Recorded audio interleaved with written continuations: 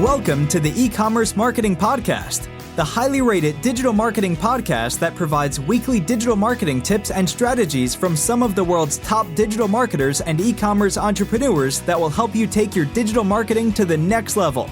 Sit back and enjoy this power-packed episode hosted by Arlen Robinson, who is an e-commerce entrepreneur and digital marketing expert with over 20 years of experience.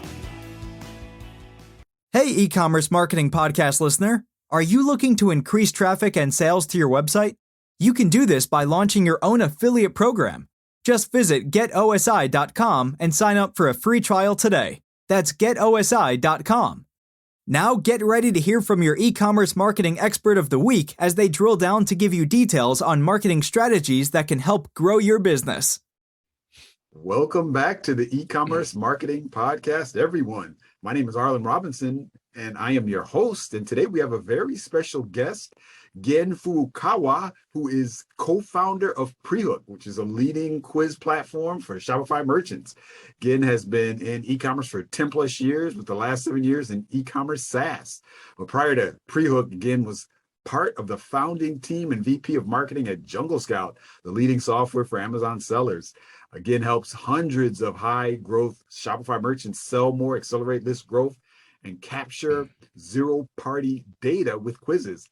Again, also hosts the e-commerce marketing podcast, Cart Overflow, where he shares what the best brand operators, agencies, and tech platforms are doing to grow their e-commerce revenues. Welcome to the podcast, Gen. Arlen, thanks so much for having me.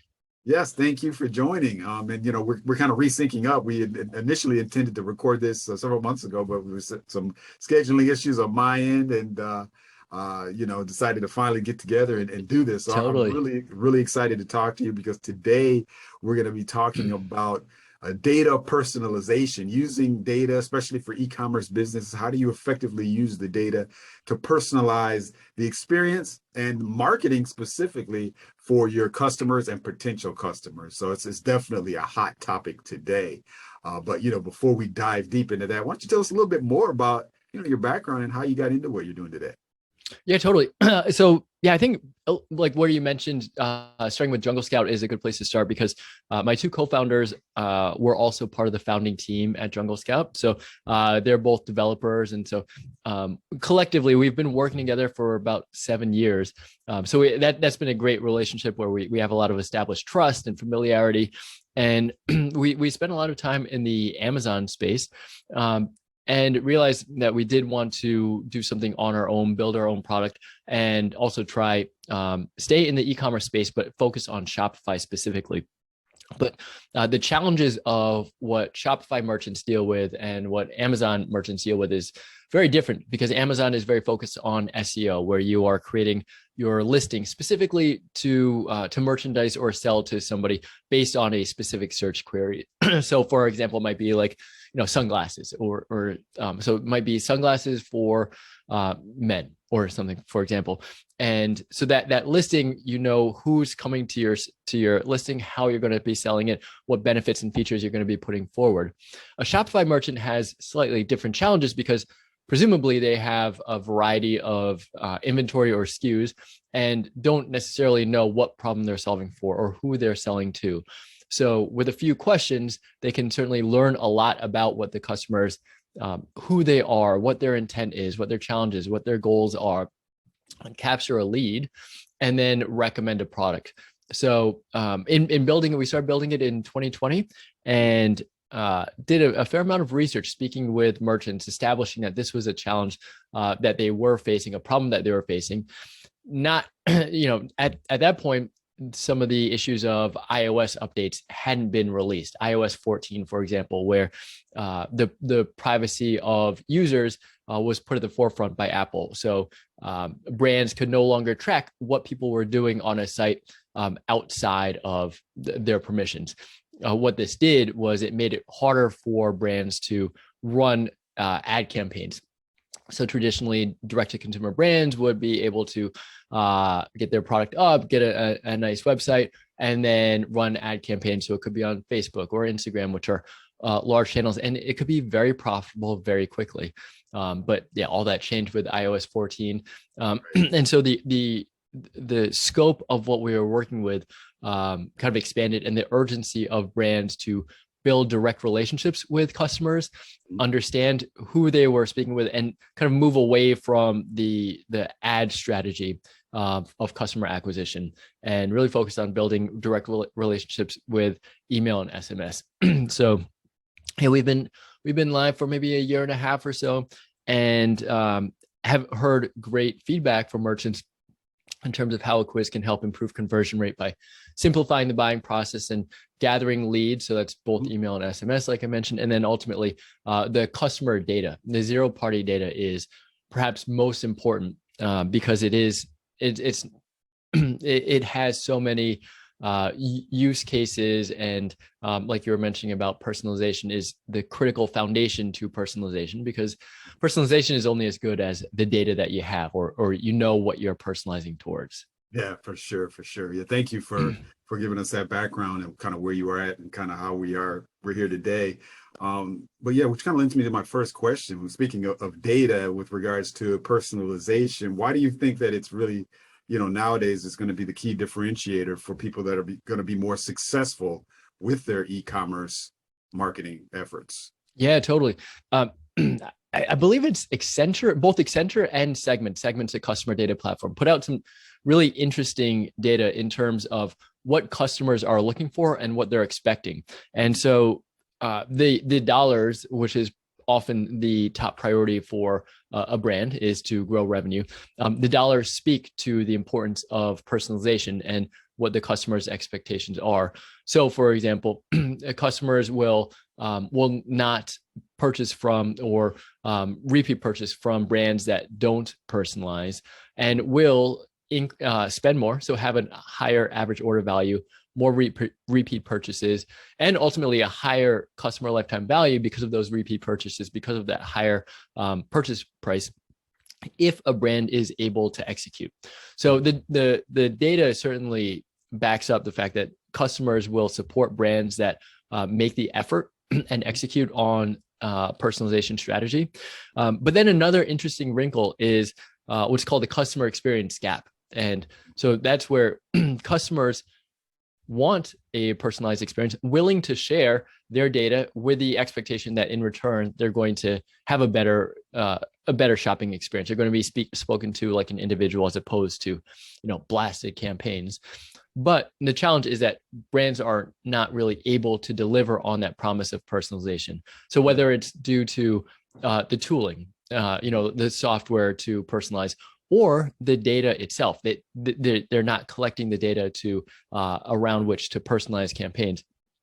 Brands are struggling to personalize, and that's where the experience gap is, and that's where personalization can work to set brands apart from the brand that's sending irrelevant messages, which are doing nobody favors, to really honing in on personalization at scale. Yeah, that's great, because I think, you kind of nailed it as far as where a lot of these brands are kind of falling short with it. You mentioned that we're kind of the whole world is, we're kind of shifting towards the importance of all of this, the zero-party data. And then so, the brands being in control of the data rather than just relying on these ad platforms and things like that. And so just sort of be control of who their customer is, making sure they have that right customer avatar. But I see, like we said, a lot of brands do kind of struggle with, okay, how do they get that right data? And, what are some methods of doing it without being so, I guess you could say, intrusive, because everybody is really cautious, about giving up data, giving information. And, it's a fine line. So what are some specific methods that you've, encountered to get that right data? Yeah. So I think that there's the CEO of Third Love, which is a women's lingerie brand, made a great statement about it, is that if there is a promise of exchange of value, then it's not so much like I'm giving you something, but I'm opening the door to a relationship. So I think, to answer your question, it's most important that upfront there is a promise of value. So for a quiz, for example, it often is premised around learning about yourself. because ultimately, as humans, we want to learn more about ourselves. So there's this discovery element of a quiz where I'm learning about myself and in whatever regard the brand is having their quiz focus on. So there's an education element. And so that is like a really good hook in order to get the data to be exchanged. So it's less about like, on the surface level, a quiz is about helping educate or making it fun and engaging. There's a viral element to share. And that's more of like the BuzzFeed or New York Times type of quiz, less maybe commercial or transaction focused, like an e-commerce quiz. But yeah, if a brand can nail a good hook, like say, for example, a lot of skincare brands will use a quiz. And so, what's the best, the best skincare routine for your current needs or your challenges, or coffee brands, food and beverage use a lot of quizzes, like discover the best coffee based on your palate. I mean, those are not like great hooks because I just kind of came up off the top of my head, but the goal is to kind of like create a little bit of intrigue and curiosity, get them to take the quiz, get them fully engaged. Then as they're moving along and they're kind of like becoming more invested in both in time and the information that they're sharing, then you're offering something. Hey, where can we send this personalized recommendation? Or where can we tell you more about what we know based on what you've shared with us? Yeah, and that's kind of like the perfect hook to get an email, a phone number, or whatever else. Yeah, that's great. And what I see though, a lot of times where I see brands kind of fail is, like you said, it has to be an exchange. If people feel like they're going to get something, in return for giving this information, then, they're going to do it. But sometimes I see brands not really, the result that they promise has nothing to do with the data that they've collected, where they're just saying, okay, give us this information, we'll give you a discount, or we'll give you a free product, which is fine and dandy. It's fine to do that because, you are giving the customer something. But then I think the average customer that sees that, okay, the reward is really just free product, they may just, whatever data you're capturing, they may just fly through it. It may not actually be accurate data. They could just be clicking the buttons, selecting options maybe on the quiz just to fly through to get to that end result, which is the discount, which is the free product. So yeah, I think as long as the brand, you're using that data, compiling a result based on that data, maybe, a recommended product bundle based on what they told you. A lot of times these days we see these e-commerce brands that do these custom, they're not really gift sets. I want to call them, I'm trying to think of the name, where let's say they're curated boxes of, let's say, clothing. That's sure, real like Stitch Fix. Exactly. Where you're getting, curated styles of clothing that really match what your style and your personality. And so that type of thing is I know brands like that, it's really important that they get that right data, and they see that, of course, there's an exchange, and in the exchange there is you getting that right gift box or that set that you're going to get every month or something like that. Yeah, I think Stitch Fix is, essentially at this point, they're a data science company. They have a great quiz. It's a requisite for everybody who signs up for their product. I think it's like 80 something questions at this point. And it is, so they're getting very granular, but they do make it fun. So that one's a custom quiz. They have a little Tinder style, like swipe left, swipe right on whether you like the styles. But if you think about it from kind of like a pure business standpoint, the data is so important because not only are they making money on clothes that they're sending to you, so like that business model, they'll send you a box of clothes, keep what you want, return what you don't want, and you pay for whatever you keep. So obviously they're making money on, they have a vested interest in making sure that they send products that you like, but it's also a recurring subscription. So subscription e-commerce.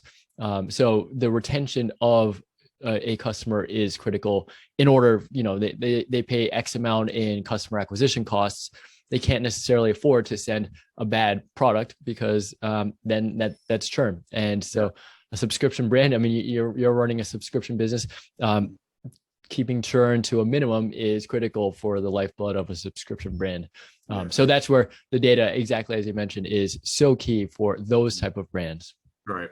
Now we see that it's clear for those type of brands, the Stitch Fixes of the world, how their data is directly correlated to the end product that they're providing the customers. So that right, getting that right data is key. It just makes sense. Now, if you're not the Stitch Fixes of the world and you're just the average e-commerce brand, you're selling, maybe just different products. You don't have this bundled set where the data is really tied to what people are purchasing per se. What are some other examples or some other ways that these brands can, personalize that end customer's experience based on the data that they've received to help, be more engaging with their customers or their prospects, but also to really, drive more sales? What are some other things that they can do to personalize the whole experience? Yeah, great question. So there's the on-site experience. So that's kind of like part of the quiz experience, where right after you answer the questions in the quiz, maybe you opt in, and opt in could be optional.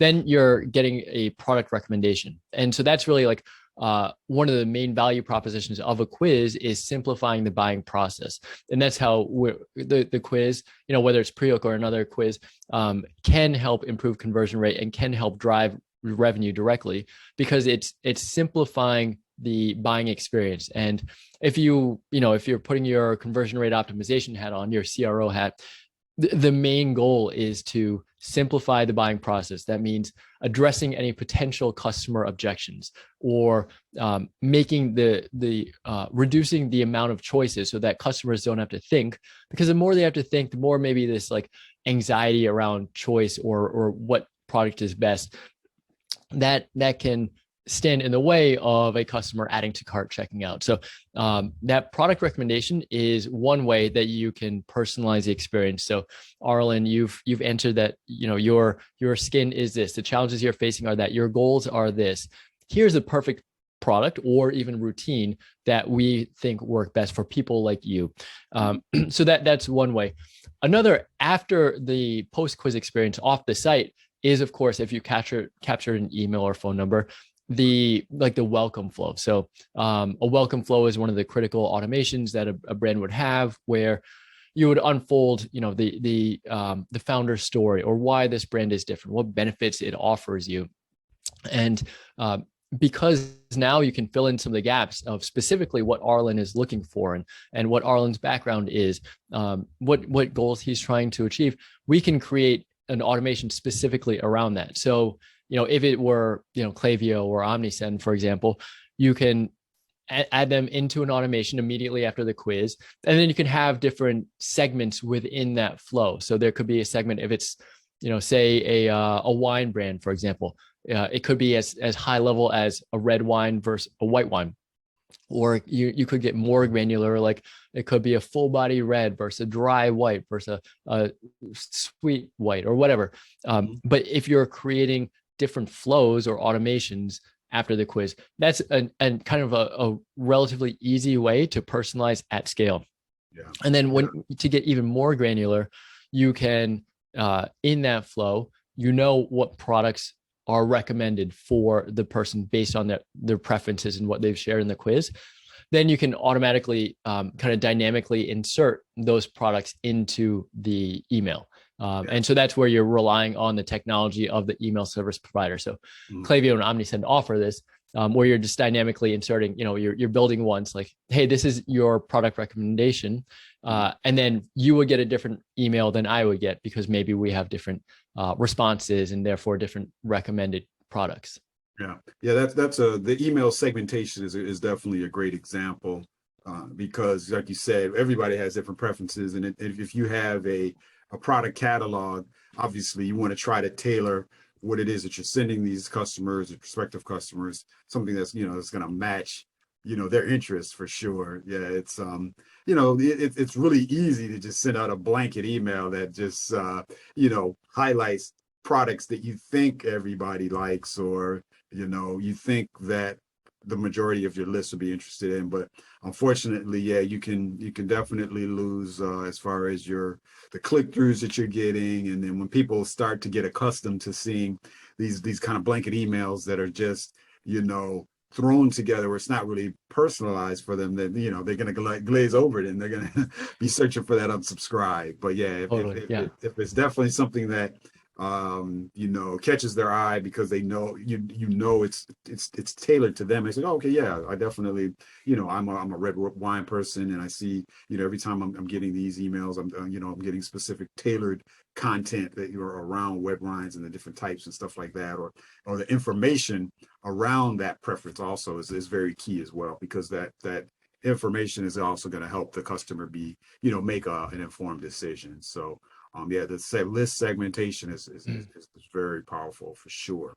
Yeah. And as you know, like what a customer's interests are, or what they're like maybe interested in, you can certainly prime them to buy, and then you can educate them. And that's really like one of the main values of an email sequence, is that you're kind of like unfolding this narrative of your story, or of your brand, would be the founder story or the brand story.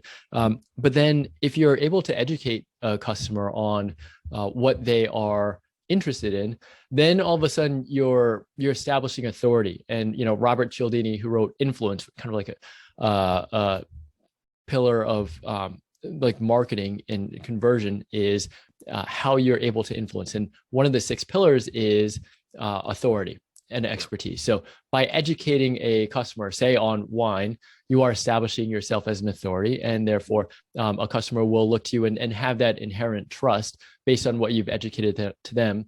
And so that's a very critical part of moving them from kind of like the awareness to the action of conversion.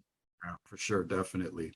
Now, again, as we get ready to wrap things up, what do you think are some examples of some e-commerce brands that either you've dealt with or you just are knowledgeable about in general that have utilized effective personalization to, achieve, higher engagements, grow their business, grow their sales? Yeah. So one brand is Tea Elixir. So I'm very familiar with them because they're a Prehook customer, but I think that they've done a great job with their quiz. For a couple of reasons. So just high level context, Tea Elixir is an adaptogen brand, basically like a mushroom tea. And so it's an ancient like food group or medicinal use. But a lot of modern consumers aren't necessarily familiar with how mushroom tea or any adaptogen can be, how it's consumed, how it can help you, and the benefits of it. So their quiz helps identify what the customer is looking for. So a lot of it will be like, what are the challenges you're facing, whether it is anxiety or sleep or joint pain. There are different teas that address different use cases, but then also specifically around the products. So they have a lot of products, and the quiz is basically one way to help take the customer. I don't know a lot about it, but I do know what I want at the end, and then ultimately offer a recommendation of their inventory most appropriate based on what their quiz responses are. And so they've done really well with it in terms of how they merchandise it on their site. So they have it in their header nav, they have it in their hero image, they have it kind of like as an exit intent pop-up. So as somebody's about to maybe close the window, they'll say, hey, wait, take a 1-minute quiz to find what product is right for you. Yeah. And then also they of course have an email opt-in in there. So they are getting, I think it is 5x higher opt-ins from people who take the quiz, as opposed to just their standard pop-up or footer opt-in. And then based on their email flows, they're seeing a lot of success because they are being more granular with their communication post-quiz.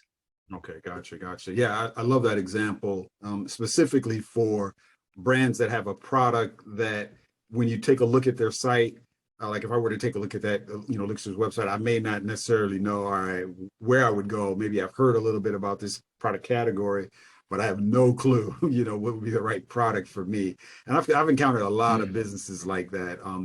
Dealing here with our business, OSI Affiliate Software, we get a lot of e-commerce brands that have really some truly niche products where I look at their sites and I'm like, wow, I wouldn't even know where to begin as far as to pick the product that would be right for me. And I love that the quiz as a great way to it's kind of you're getting information, you're getting data, and you're helping them make that an informed decision. So you're kind of hand holding them along the way. You're kind of almost acting as like a the quizzes are almost acting like a virtual salesperson. If you think of your store as just like a virtual store, somebody walking up and down the aisles, the quiz is really just that virtual sales staff member coming up to the person, asking them the questions, and then leading you down the right aisle to pick that right product. So that is exact.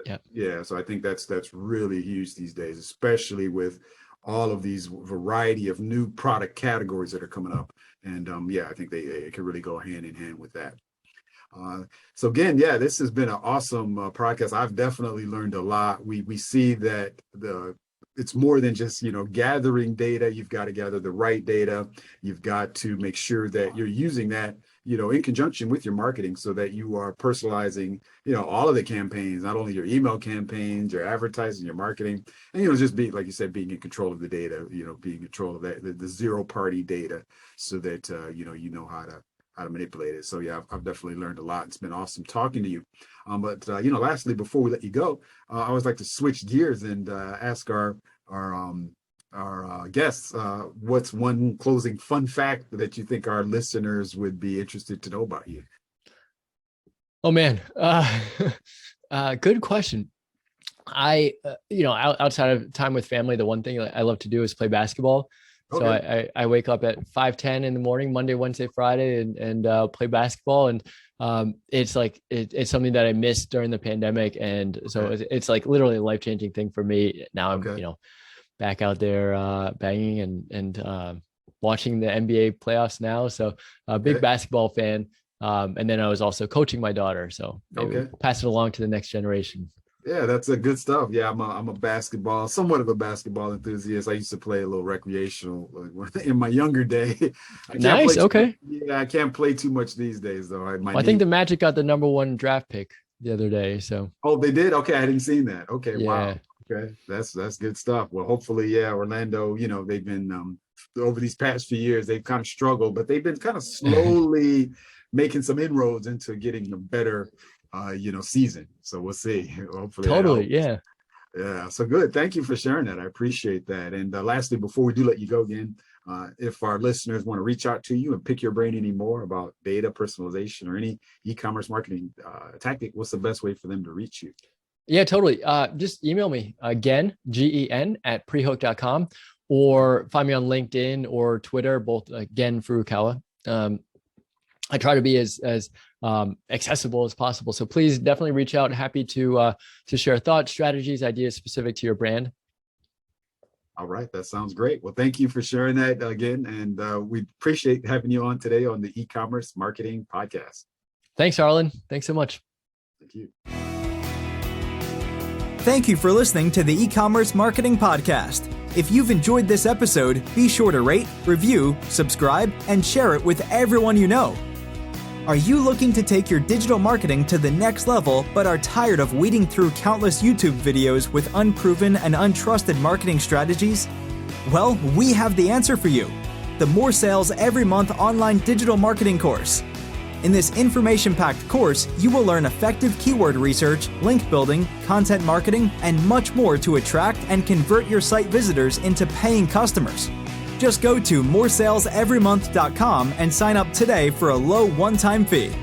In addition to this power-packed course, if you would like to get access to a growing repository of digital marketing articles, PDFs, and ebooks, check out getosi.com/resources and opt in to get full access to our library of priceless marketing information to help you take your digital marketing to the next level.